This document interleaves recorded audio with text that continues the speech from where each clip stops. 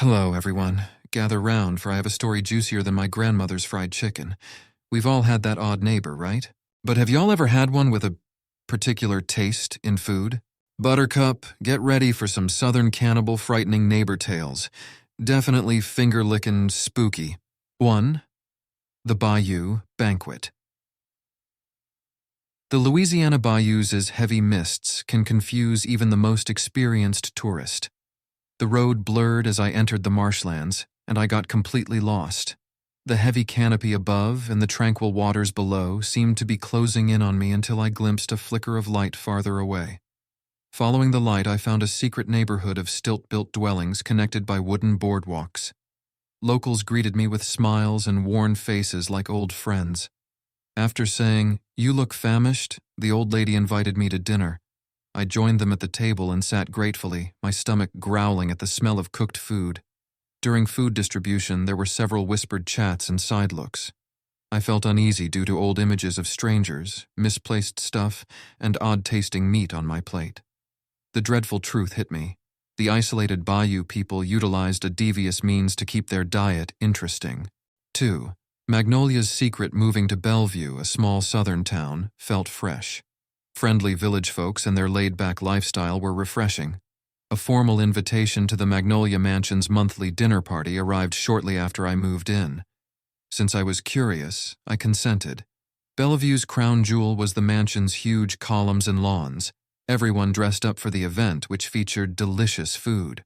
Among the laughter and drinks, I heard whispers about the mansion's history. I looked up the town's records out of curiosity.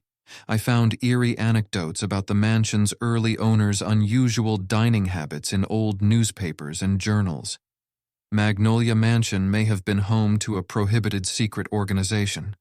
Monthly feasts were celebrations, celebrating the family's evil culinary history. I had to decide whether to honor the town's history or divulge the mansion's terrible truth at the next dinner invitation. 3. The Harvest Festival's Dark Secret. Young me found the Eldon Harvest Festival the most thrilling event of the year. The town square would be filled with festival trinket shops, live music, and the tantalizing aroma of Eldon delight. After returning from college some years later, I wondered where some local habits came from. Since I had time, I searched Eldon's history records for compelling anecdotes. I found journals about the Harvest Festival's early years among dusty archives and forgotten tales. The journals revealed a terrible truth, which upset me. However, everyone's favorite Eldon delight had a frightening secret. A sacrifice was made after poor harvests to ensure the land's fertility for the following year, and the main feast would reveal indications of the sacrifice. My wake-up was terrible. My beloved festivity had sad roots. I was caught between loving Eldon and knowing our town's horrible history. 4. The Roadside Diner's Hidden Recipe. Driving through the vast stretches of the southern backroads, the monotony was broken only by the occasional rustling of trees and the hum of my car's engine. As hunger pangs set in, a weathered sign reading, "Mama Joe's Diner," appeared on the horizon. Grateful for a break, I pulled over. The diner, with its retro charm, seemed frozen in time. Inside, locals chatted animatedly, casting curious glances my way. Their warm greetings and Mama Joe's infectious laughter made me feel right at home. Eager for a hearty meal, I ordered the day's special, Mama Joe's famous meat pie. The pie was delicious, with a unique flavor I couldn't quite place. As I savored each bite, I overheard hushed conversations and exchanged glances among the locals. Intrigued, I pressed Mama Joe for her secret recipe. Her jovial demeanor shifted and she avoided my gaze. Later, a kind-eyed local leaned in, whispering the chilling truth. The special ingredient in the meat pie wasn't just any meat. It was sourced from drifters who, like me, had chanced upon the diner, never to leave. The friendly facade of Mama Joe's Diner hid a dark and deadly secret. Friendly locals leaned in and said that later. The pie's beef came from homeless people like myself who were passing through. 5. The Lullaby of Hollow Creek. Due to their winding nature and lush greenery, southern backroads were known to confuse and charm visitors. I heard a lullaby while driving through the haze. Its mournful song drew me to Hollow Creek, an abandoned village. An uncanny sense of preservation permeated the town's abandoned houses and streets. As I followed the tune deeper into the cave, shadows danced around my vision. Whispers of a once thriving community holding dark secrets haunted me. As night fell, Hollow Creek's ghosts appeared. Hunger and yearning were evident in their spectral manifestations. It was terrifyingly clear that death did not satisfy their terrible desires. I realized that the lullaby was a siren song attracting innocent victims into town to satisfy the locals' insatiable need. As I slept in Hollow Creek's spooky embrace, I knew the lullaby was a warning song by trapped souls who desired only to eat. 6. The Cellar of Charleston's Secrets. My attraction to the city has always been its history. I took the chance to rent one of its grand old homes. With its elaborate trim and creaking flooring, the house fulfilled childhood dreams. In the evening, I noticed a concealed trapdoor on the study floor. I entered a dimly lighted basement out of curiosity. Old leather-bound diaries stewed out on dusty wall shelves. I read enthusiastically, expecting to learn wonderful Charleston history, but the sentences inside were considerably more frightening than I expected. Previous inhabitants' diaries revealed clandestine meetings in this house, celebration and feasting with an unsuspecting bystander as the main course.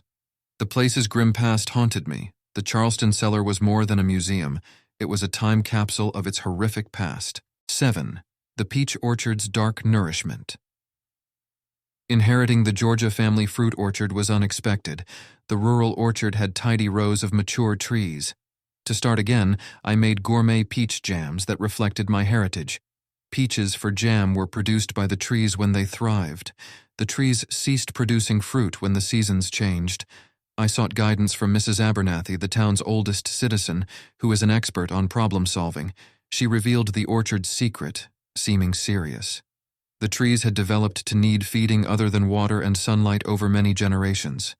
I was suspicious but desperate, so I did what she said one night. I was surprised when the trees bloomed soon and produced better fruit. Achievement had a price. Peaches were wonderful, but they carried the orchard's terrible history. My inheritance forced me to choose between tradition and morals, which was terrifying. 8. The Night Train's Hidden Journey. I took the night train to Mississippi because I loved the South. I traveled with Southern nobles on our nighttime train. Their sophisticated demeanor and fantastic tales captivated me, and we had interesting chats. As the hours passed, I heard about a covert meeting. According to the nobles, the elite would dine lavishly after the excursion. I inquired about this VIP party since I wanted to attend. However, the lonely terrain outdoors made people murmur and make indirect parallels that hinted at something more sinister. It turned out the train was going to a secret spot where the rich ate naughty food. Knowing that the train had arrived at a beautiful but weirdly lonely estate chilled me to the bone. The night train to Mississippi was more than a luxurious ride. It was a ticket to a macabre event that would satisfy the elite's need. 9. The Delta's Haunting Legacy. I loved the Mississippi Delta's natural beauty and rich history. I searched its wetlands for treasures as an adventurer. I found a tomb entrance one fateful afternoon with my trowel. In spite of its obvious age, the crypt was full with objects and inscriptions that suggested a mystery people who performed rituals never before recorded. The Delta's eerie silence was only broken by the wind's delicate rustling at night. After I settled into my camp, the night took on new life. Ghosts of tribe members emerged from the darkness. Their spectral bodies showed pain and anguish. Attracted to me, they told me of the Delta's evil past.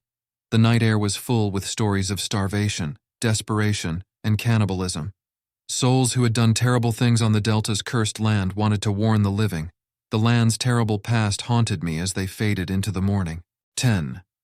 The Ballad of Blackwater's Echo. Navigating the winding roads of the southern swamps, the world outside my car seemed a blend of shadows and mist. The silence was almost hypnotic until a haunting ballad, soft and melancholic, wafted through the air. Its melody, both beautiful and eerie, beckoned me to its source.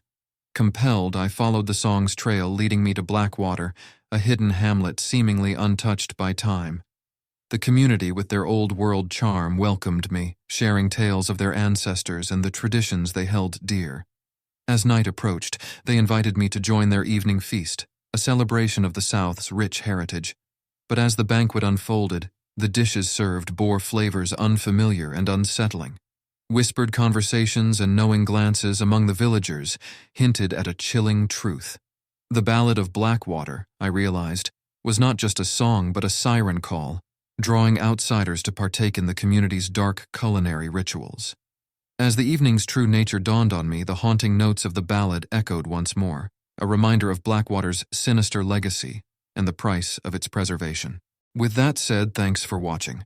Remember, adventure has its thrill, but some paths are best left untraveled. Until next time.